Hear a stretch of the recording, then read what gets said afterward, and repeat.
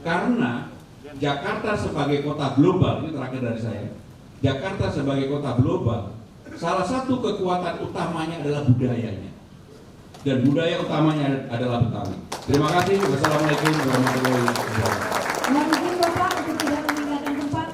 2, 3. Sekali lagi. 1, 2, 3. Salam menyongsong 5 abad. Ya, tangannya di depan. 1, 2, 3. Ya, terima kasih kepada seluruh narasumber dan kepada Bapak Gubernur. Tak harus mempunyai satu lembaga adat untuk menentukan masa depan selanjutnya. Makanya saya tema besar tatanan baru. Tatanan baru adalah kita menghadapi generasi yang baru. Inilah kita perlu masukan daripada para tokoh, para guru, para ulama, agar semuanya bicara ini bukan kepentingan ormas, tapi kepentingan masyarakat Betawi yang jauh lebih luas.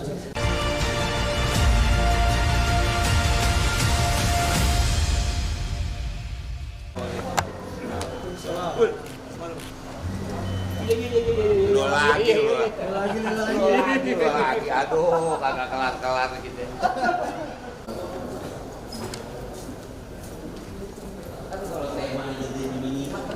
Waalaikumsalam.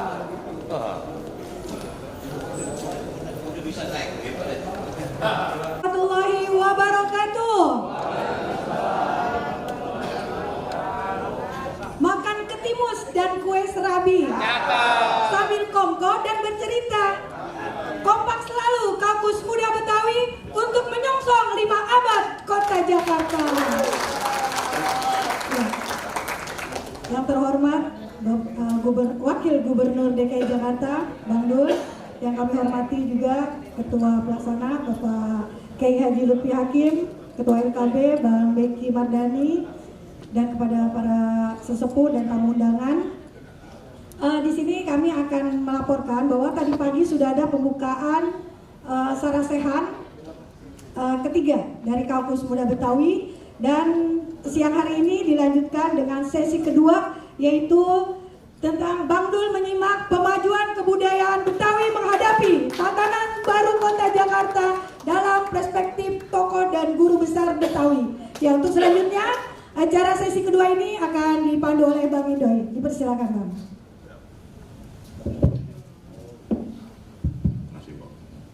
Bismillah, Assalamualaikum warahmatullahi wabarakatuh. Izin Pak Wagub, Pak Beki, Pak Kiai Lutfi.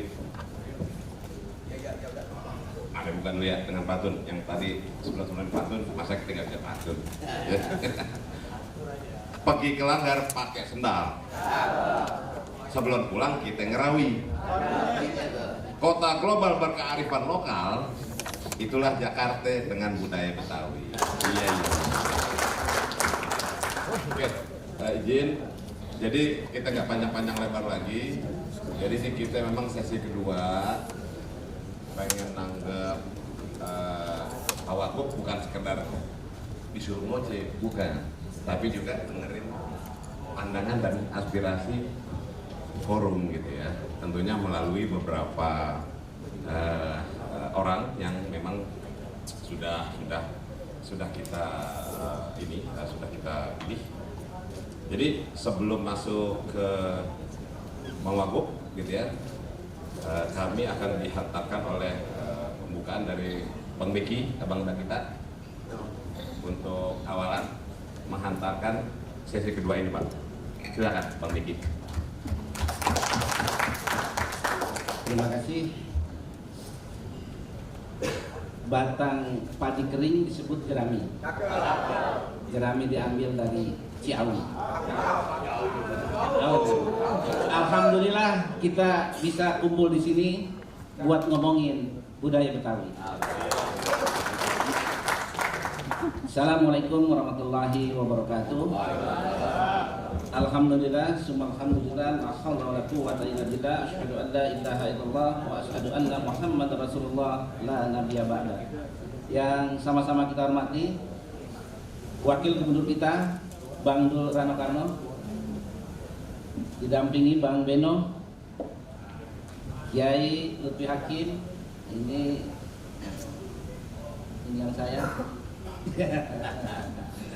Para kiai yang hadir, tadi saya melihat ada Kiai Mahfud Asirun, ada Kiai Yusuf Aman, ada Kiai Aujai tadi, Kiai Lukman Amin, dan para kiai lainnya, para guru besar Betawi yang alhamdulillah di sini Pak Wagub ini banyak guru besar Betawi, kita lihat di jajaran depan, para tokoh masyarakat dan juga peserta yang berbahagia. Alhamdulillah siang ini kita memasuki sesi kedua dalam rangkaian Sarasehan ketiga Kaukus Muda Betawi dalam rangka kita menyongsong lembaga adat kaum Betawi. Pada sesi pertama tadi kita sama-sama telah menyimak para narasumber yang antara lain dari Prof. Yasmin Zaki Sahab, Prof. Lili Romli, Dr. Halimatus Sya'diyah, Dr. Rasminto, dan ditanggapi oleh beberapa tokoh. Dalam diskusi, dalam pemaparan tadi setidaknya ada beberapa hal Pak Wagub yang mengemuka. Oh, izin juga saya tadi belum menyapa Pak Kadis kita ya. Ya, Bang Miftah, terima kasih. Karena beliau tadi pagi juga mendampingi, luar biasa, sudah berganti kostum sekarang. Nyamar.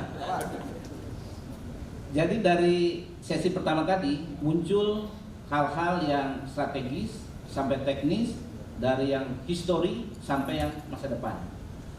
Di sini ada beberapa hal yang tentu saja menjadi tantangan, di sisi lain menjadi peluang kita di dalam rangka menjawab tadi Jakarta menjadi kota global. Di antaranya muncul perlunya ekosistem pemajuan budaya.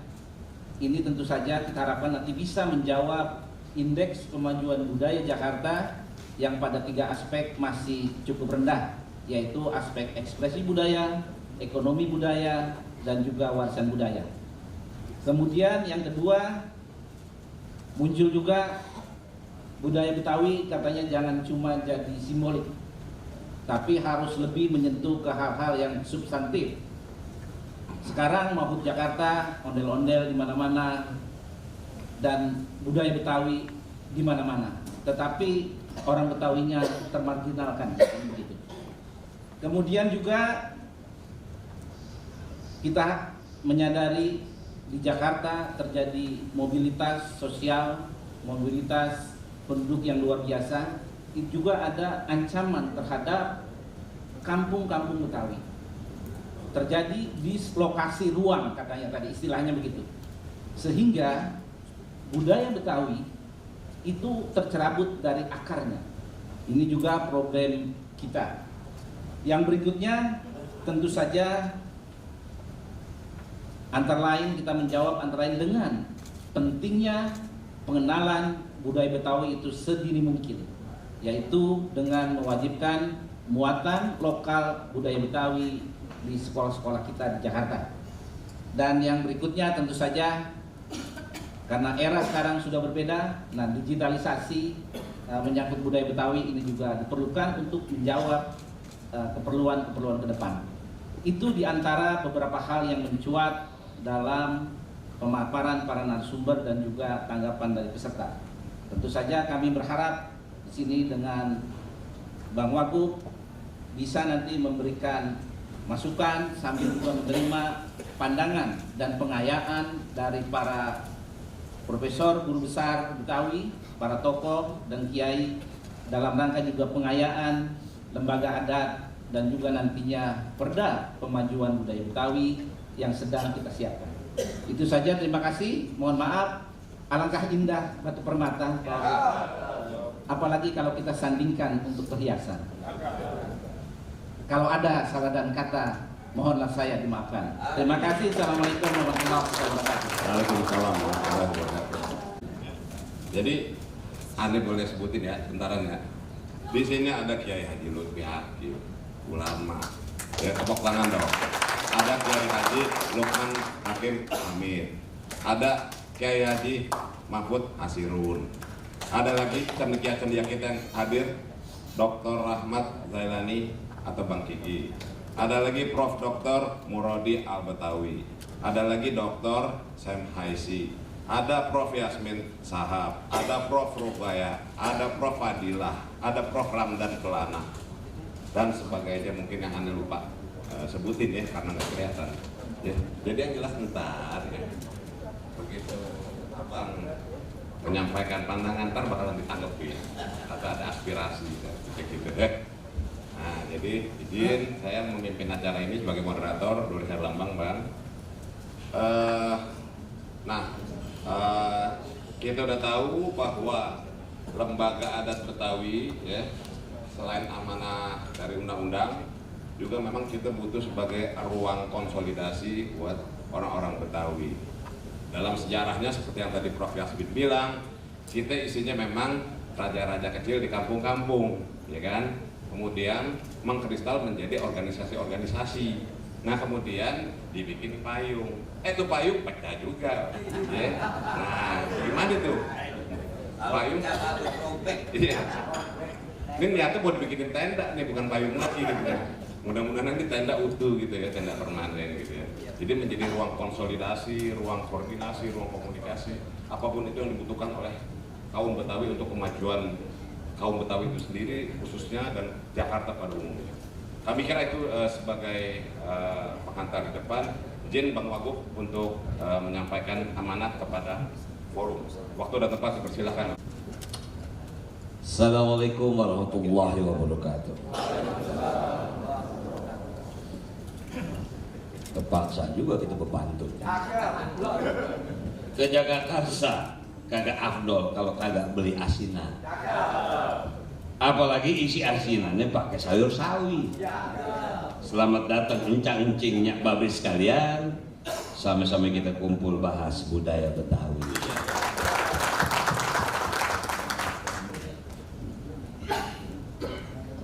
Pertama-tama mohon maaf kalau mungkin saya sebutkan satu persatu agak salah.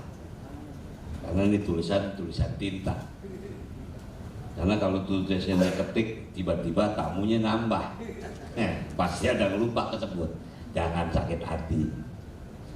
Yang pertama yang saya hormati Pembina Lembaga Kebudayaan Betawi LKB Bang Haji Beki Mardani, Ketua Pelaksana Sarasehan ketiga Bapak Kiai Haji Lutfi Hakim, para guru besar Betawi, para kiai dan alim ulama. Di sini ada Kiai Haji Lukman Hamid, ada Kiai Haji Mahfud Asirun, Kepala Dinas Kebudayaan Provinsi DKI Jakarta Bapak Muhammad Mitlabu Tamari, para staf gubernur, para peserta Sarasehan Kaukus Muda Betawi, dan hadirin undangan sekalian.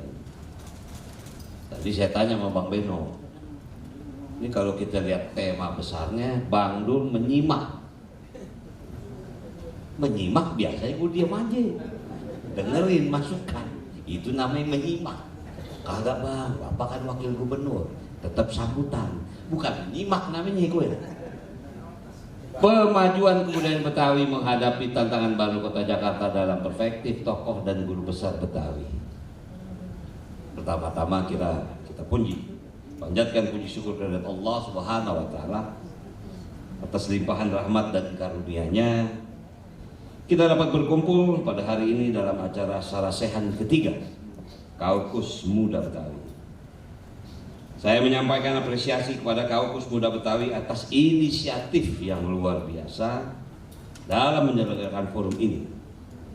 Tema yang diangkat menyongsong 498 tahun Kota Jakarta dan Lembaga Adat Masyarakat Betawi tahun 2025. Sangat relevan dengan dinamika Jakarta hari ini.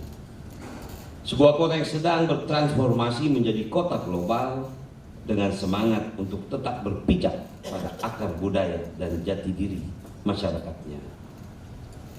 Pasca penetapan Undang-Undang Nomor 2 Tahun 2024, status Jakarta telah berubah dari ibu kota negara menjadi provinsi dengan kekhususan ekonomi nasional dan kota global.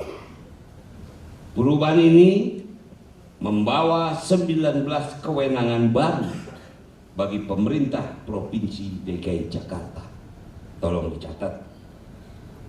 Perubahan ini membawa 19 kewenangan baru bagi kewenangan Provinsi DKI Jakarta, Salah satunya adalah penguatan sektor kebudayaan yang secara tegas menempatkan budaya Betawi sebagai salah satu prioritas utama.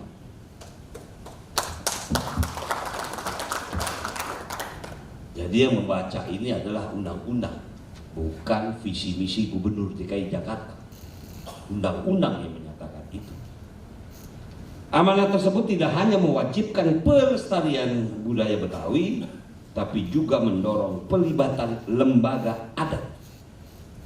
Ini merupakan peluang dan sekaligus tanggung jawab kita semua. Budaya Betawi bukan sekadar warisan, melainkan penopang identitas Jakarta dalam tatanan baru pasca pemindahan ibu kota.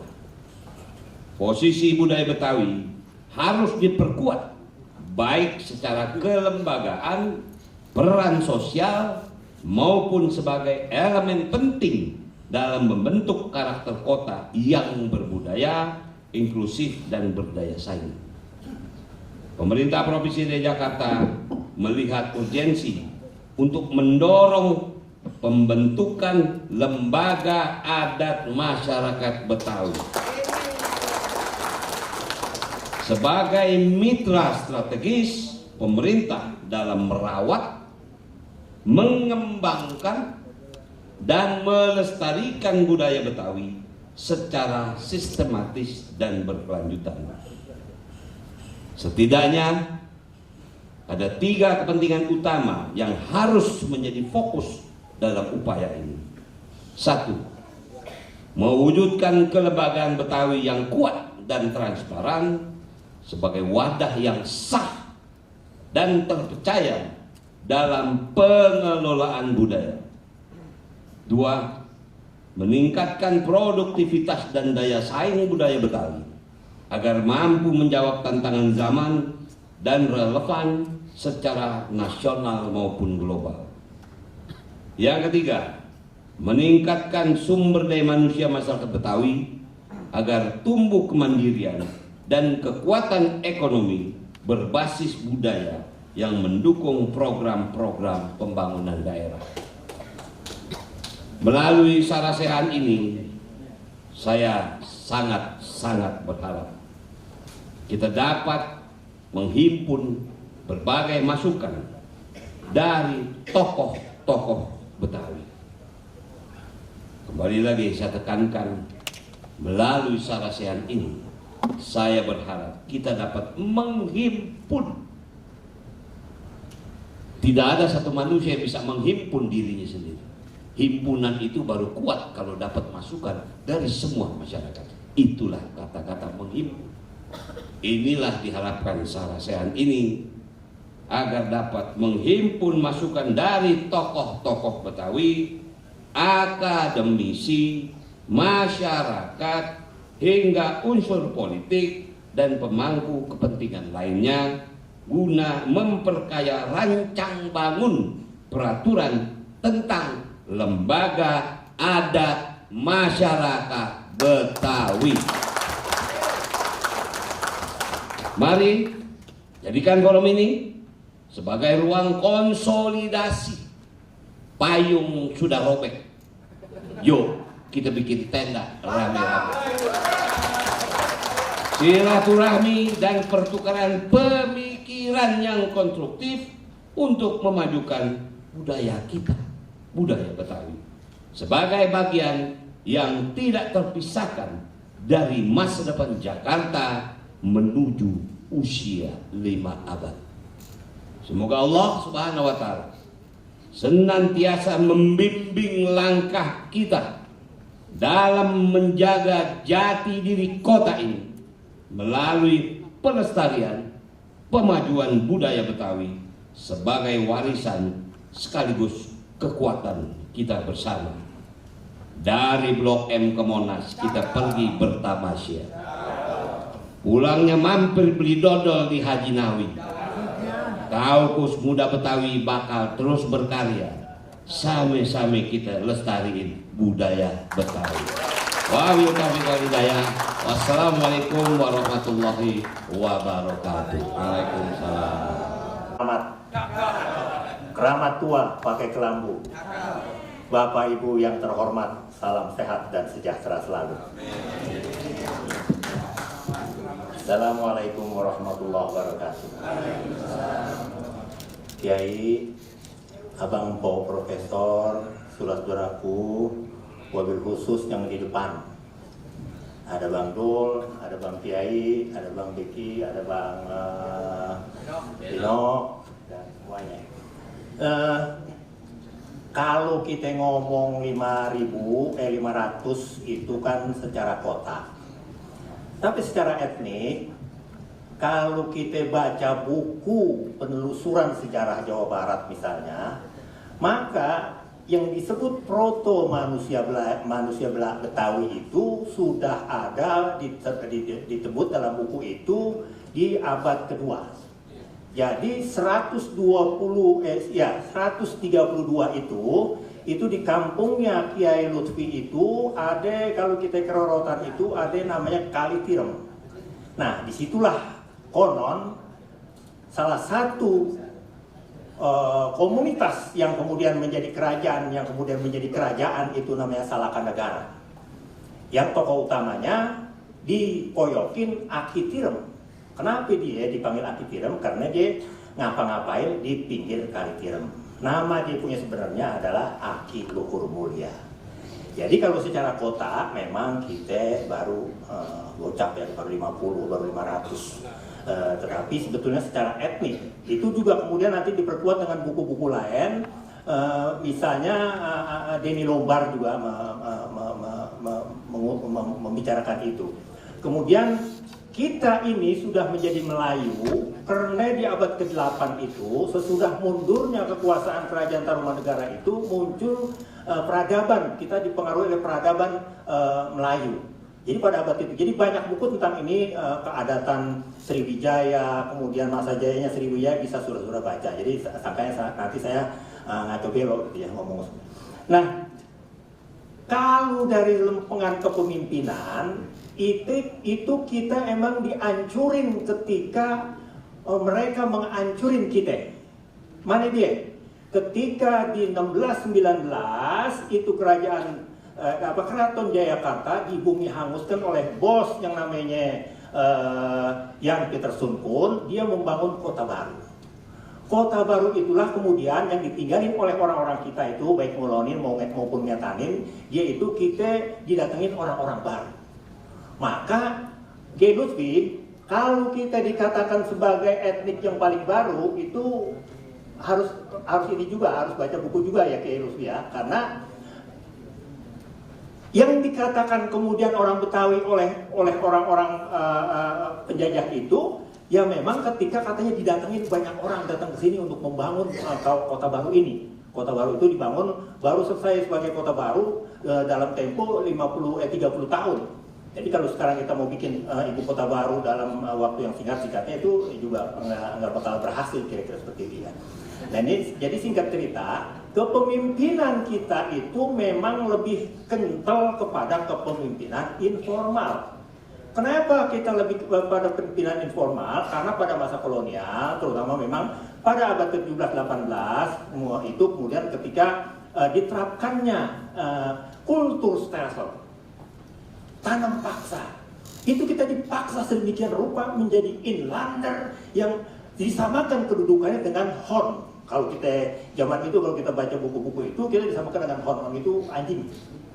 Kita disamakan dengan anjing karena kita berada pada posisi masyarakat paling bawah. Sesudah penjajah timur asing baru kita inlander. Kamu inlander ya, bilang seperti itu. Kemudian kenapa kita pemimpin informal? Karena memang kita gedeg. Kita gedeg memimpin informal. Apa yang namanya demang itu, maka ketika terjadi kemudian keberanian individual yang muncul di pertengahan abad 19, kemudian di akhir abad 19 dengan munculnya Rama Ratu Jaya, Kalin Bapak Kaya dari sebelah barat, kemudian Pitung dengan kemampuan itu karena apa? Karena kita diperlakukan sedemikian rupa sehingga kita menjadi inlander yang sangat payah. Nah, oleh karena itu kita lebih percaya kepada pemimpin informal, dan pemimpin informal itu adalah nomor hijinya adalah kiai yang dulu disebut guru. Maka muncul guru-guru di kampung kita ini bejibun dari Bilir ke Kulon, dari Kulon ke Barat, dari seterusnya itu bejibun kita punya guru-guru. Oleh karena itu sangatlah kita utamakan kalau kita mau nanti ada satu lembaga yang kita bikin namanya lembaga keadatan itu harus emang orang yang di atasnya itu adalah orang-orang yang mempunyai kaliber al-ulama'un warasatul anbiya. Yang nomor 2-nya kalau kita ngomongin kebijakan, nah ini ya, pemimpin informal itu satu dari lempengan ulama, satu dari lempengan jago. Ini jago juga harus kita pikirin. Memang dalam perkembangannya Bang Pitung masih tetap dia cium tangan kepada Haji Naipin. Kenapa? Karena dia perlu bacaan-bacaan yang diajarkan oleh ulama. Nulis wapak itu kan ditulis dalam golok itu adalah golok dekok, wapak timbul. Udah gitu nanti kalau dia perlu baca-bacaan, tadi katanya orang pintar, kalau kata Kiai Adis itu orang pintar jadi dukun. Memang dukun itu penting karena dari dulu dia mempunyai peranan juga. Karena nenek unduk, kaki unduk, ada daging mengungsir udah kagak, ada daging si kampus, pes limpes urip waras segitu putih, ya orang apa-apa. Wah. Becek ke muka. Baik dia, itu apa? Itu buat sakit bengok. Sakit bengok itu pun nanti kita berkolaborasi dengan cine. Kita pakai yang namanya belau. Nah, jadi terakhir, memang kalau kebudayaan itu, Pak Kadis, kalau kita ngelihat pembinaan kebudayaan itu sebagai itu ATM, itu salah. Makanya kita pembinaan kebudayaan itu adalah bentuknya investasi. Kalau di dalam pemajuan kebudayaan itu PPKD kan Pak Kadis sudah baca tuh PPKD setahun ini yang ada 10 itu 10 PPK. Maka nanti ekspresinya baru kita rasakan dalam bentuk tangible dan intangible. Yang tangible tentu saja karena Bapak Kepala Dinas sudah berhasil membina ini dalam bentuk investasi, maka kesenian itu kan ya Pak ya, kesenian itu yang disebut ada ekosistem. Ekosistem itu salah satunya adalah maestro yang mentransmisikan pengetahuannya kepada orang-orang yang ada di bawahnya, orang-orang yang ada di bawahnya ini kemudian melaksanakan ajaran-ajarannya itu dan dia menjadi maestro lagi dan begitu seterusnya.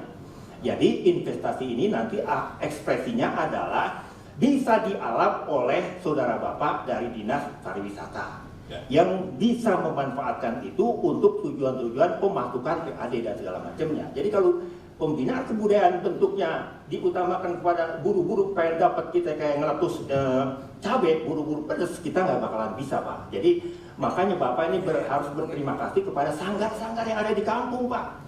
Jangan kerjaannya mengklaim doang, itu klaim saya, itu kerjaan saya. Jadi harus sekarang, tadi saya setuju dengan Abang Dafrof Murodi bahwa ada roadmap. Roadmap juga itu harus ada big data yang kita punya, karena kita bisa bergerak dari situ. Ya, sekarang kita ini masih sangat terbatas kepada kemampuan kita menguasai data-data yang ada. Kenapa sih? Ya gitu. Udah.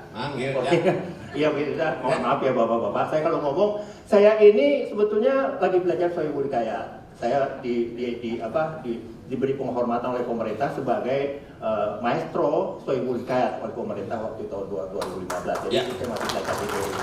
Jadi kupas kelapa jangan dibelah, kalau dibelah tumpah airnya. Kalau ada kata dan ucapan yang salah, mohon kiranya dimaafin dan dimaklumin saya. Wallahul muwaffiq ila aqwamit thoriq wa lakum minkum. Wassalamualaikum warahmatullahi wabarakatuh. Warahmatullahi wabarakatuh. Waalaikumsalam warahmatullahi wabarakatuh. Janjinya Babe, kalaupun aneh memberikan sambutan bukan karena aneh pintar. Sebagai wakil gubernur juga punya keterbatasan. Saya hampir 50 tahun berangkat budaya dalam bidang perfilman. Kalau perfilman saya pandai daripada Bapak Ibu sekalian, tapi tentang hikayat saya nggak paham.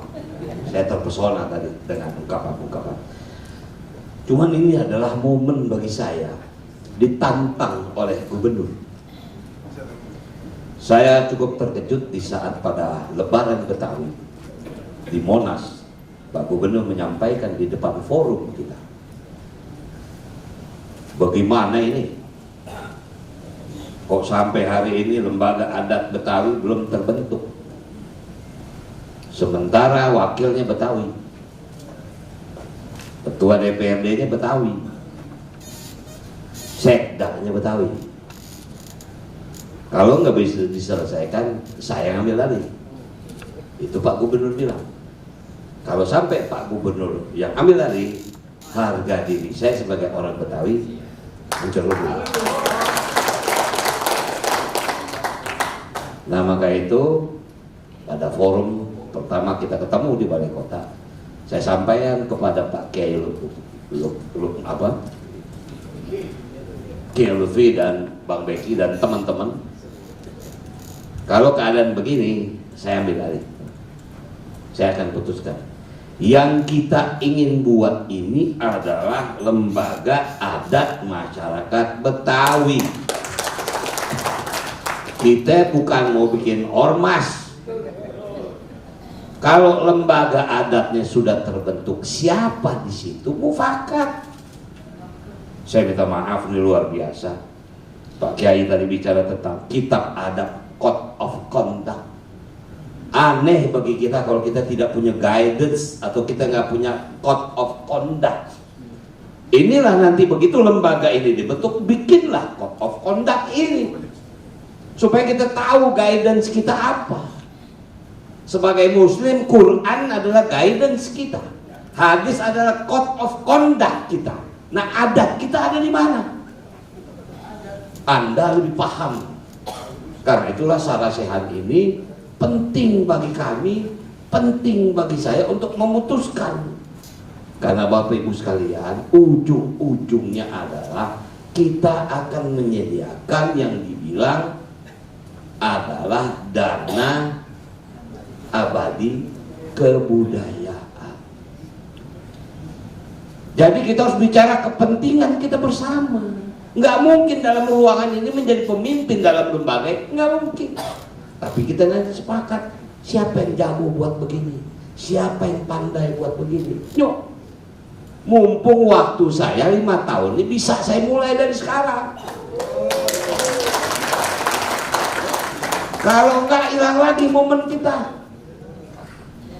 Kemudian tadi Ibu Prof Yasmin menyatakan tantangan baru itu kita hadapi. Saya minta maaf, mungkin kalau ditanya memang saya susah jawab. Lo kan bukan Betawi asli dulu. Emang bapak gue Padang, emak gue Betawi. Tapi apa lo pikir yang namanya bapaknya Benyamin Betawi asli? Dia orang Purworejo, nikah sama anaknya Haji Gio, lahirlah namanya Benyamin S. Ngapain kita perdebatkan itu lagi? Dari kecil makanya saya punya pandangan dalam otak, sidul anak sekolahan. Kekalahan kita adalah di pendidikan. Nah, bagaimana nih lembaga adat masyarakat Betawi mengisi pendidikan? Tadi saya bertanya sama Kiai, kayaknya kita nggak punya fakultas tentang jurusan masyarakat Betawi nih bangsa. Kepikiran tadi, ini sejarah Betawi bagaimana sih? Siapa yang bisa melanjutin? Putus nih hubungan cerita. Saya baca peristiwa 1740 di saat genosida kolonial Belanda membantai etnis Tionghoa yang diperangi membantu dengan pribumi. Terjadilah yang namanya Kali Angke, Kali Darah. Banyak cerita-cerita itu. Nah, kemudian tadi Prof Muradi juga menyatakan roadmap. Memang, maka lembaga ini harus menyusun roadmapnya. Nah, hari ini saya berharap Sarasehan ini bisa memberikan input kepada kita supaya saya bisa segera menentukan perda agar yang namanya lembaga adat masyarakat Betawi segera terbentuk. Kalau enggak, Pak Kiai, Bang Diki, Kita ributin payung robek mulu, kagak maju-maju. Alhamdulillah kagak ada lembaga, minta maaf. Alhamdulillah tanpa lembaga, saya perintahkan dinas kebudayaan kerjasama dengan hotel-hotel untuk menyediakan semua makanan Betawi yang ada di hotel-hotel. Saya minta maaf, tanpa lembaga adat Betawi, setiap Car Free Day, di Car Free Day ada kesenian. Kemarin dimainkan oleh Gambang Kromong, Pok Tonah dengan si Munaro.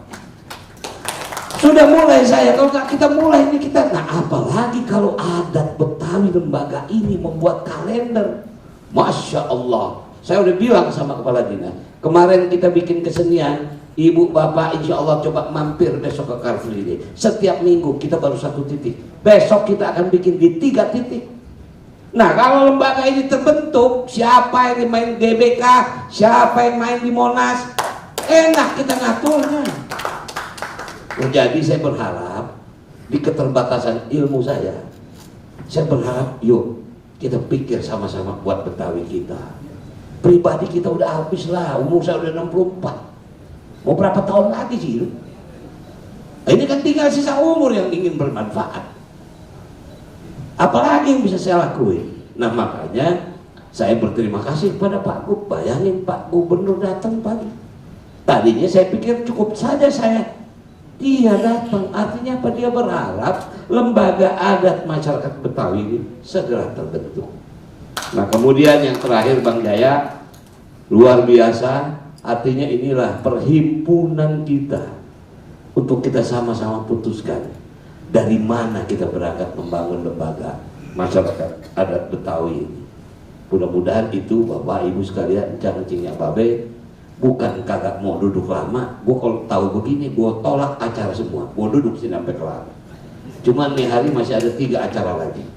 Yang pasti saya habis ini mau berkunjung ke rumah sakit Carlos, karena teman kita, abah kita, Bang Jajak Miharja masuk ke rumah sakit.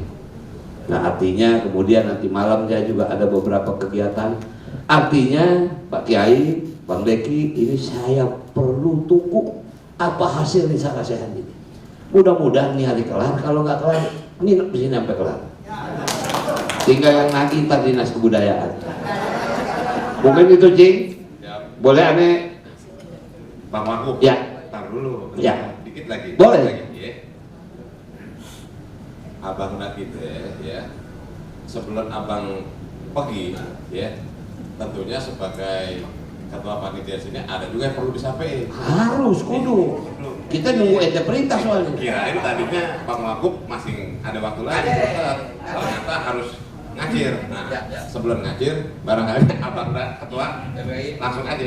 Baik, Assalamualaikum warahmatullahi wabarakatuh. Waalaikumsalam. Saya langsung saja, kita fokus pada pembentukan lembaga adat. Realitas yang ada sekarang itu bukan lembaga adat, ormas.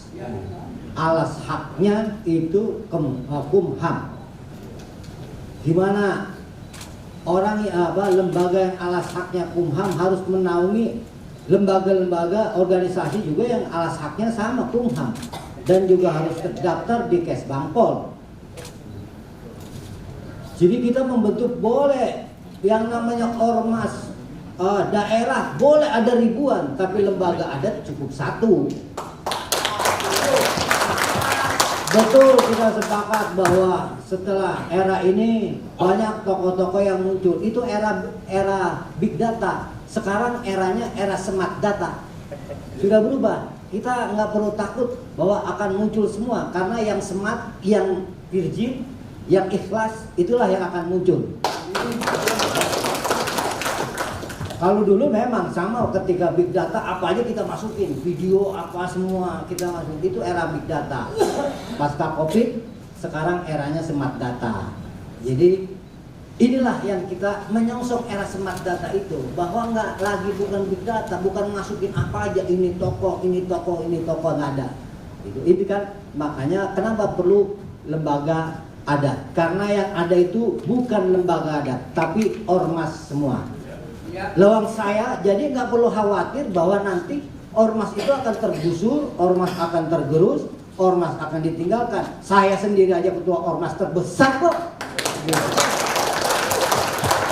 Saya aja nggak pernah takut gitu. Kalau memang nantinya ada lembaga adat ormas ini tergusur, harusnya saya yang merasa korban duluan gitu. Ini yang terjadi kekhawatiran teman-teman selama ini, sehingga berusaha untuk membatalkan agar ini tidak terwujud. Ada juga argumentasi, perdanya belum ada. Kenapa harus ada? Lah, itu undang-undang perintahnya, bukan lagi bicara perda. Namanya kota global lu pakai, kenapa lembaga adatnya nggak dipakai kan gitu? Kalau nggak ada lagi bahasa kota global itu bahasanya dari mana? Kan dari undang-undang DKJ, betul nggak? Di undang-undang DKJ pasal 31 ada nggak lembaga adat? Kenapa nggak dipakai? Kenapa cuma globalnya aja yang dipakai kan gitu? Jadi makanya perlu ini lembaga adat untuk menjadi mitra pemerintah, karena kalau dengerin semua ormas banyak. Karena pada akhirnya ormas-ormas itu membuat tokoh yang tingkat RT merasa sudah tingkat nasional, padahal kapasitasnya belum gitu. Ya, karena nanti di sini apa yang diharapkan oleh Kiai Kiki bahwa bagaimana kita menghargai sebuah benda, karena menurut perspektif kurator itu benda kan punya 3 nilai. Nilai profan, nilai sakral, dan nilai religius gitu. Itu nantilah kita bahas panjang lebarnya. Karena jadi sehingga kita menghargai benda itu karena banyak hal. Bukan karena nilai profan, bukan karena nilai profannya seperti ondel-ondel sekarang ini, hanya melulu nilai ekonomi yang kecil, yang recehan. Padahal kan dia ada nilai sakralnya, ada nilai religiusnya. Itu di mana nilai-nilai sakral itu nilai intrinsik yang ada di dalamnya terkait informasi, kesejarahan, peradaban, dan lain-lain. Ini juga terkait benda-benda pusaka lainnya, karena kita dikelabui oleh Belanda ketika ada golok, kita bilang pusaka itu melulu dikemas dengan mistis, auranya kuntilanak, jin, demit, dan yang lembut, sehingga membuat kita takut. Padahal di dalamnya senjata kita itu dulu senjata pamor. Pengetahuan orang dulu tentang metal luar biasa, bagaimana karakternya dia bisa baca semua metal ini digabung jadi satu, itu sudah bisa bersenyawa. Di samping bersenyawa, dia bisa membentuknya dengan karya seni. Ada pamornya, ada pamor merambut, ada pamor kembang, pamor kura, dan lain-lain. Itu ada unsur seni di dalamnya. Tapi kemudian kita dibodoh-bodohi oleh Belanda melulu itu mistis. Sehingga dukun-dukun itu adalah proksinya Belanda. Kita suruh bersihin pusaka pakai jeruk nipis sama air kelapa. Padahal itu mengandung asam. Yang namanya logam akan hancur dengan asam. Kita kalau ke museum Belanda, banyak benda-benda pusaka kita itu masih terlihat seperti baru, karena mereka merawatnya dengan benar, sementara kita dibodoh-bodohi. Jadilah di mana-mana semua orang nyuci pusaka itu mesti pakai jeruk nipis, padahal dia asam. Asam itu nggak cocok untuk logam. Kemudian juga dicuci dengan air kelapa. Ini nggak cocok juga. Pada akhirnya kita hancur semua benda-benda pusaka kita. Padahal itu kita bisa ambil sekarang, kita bisa wujudkan. Inilah makanya kita harus banggalah jadi orang Indonesia, sebab kita punya peradaban lebih dahulu luhurnya ketimbang yang lain. Nah, makanya yang kita butuhkan hari ini adalah lembaga adat. Betul kata Bang Dul, bukan ormas. Jadi ormas itu boleh ada sebanyak apapun silakan, tapi lembaga adat cuma satu. Karena kalau nggak mungkin kan gubernur mengeluarkan banyak lembaga adat A, B, C, D, kan begitu.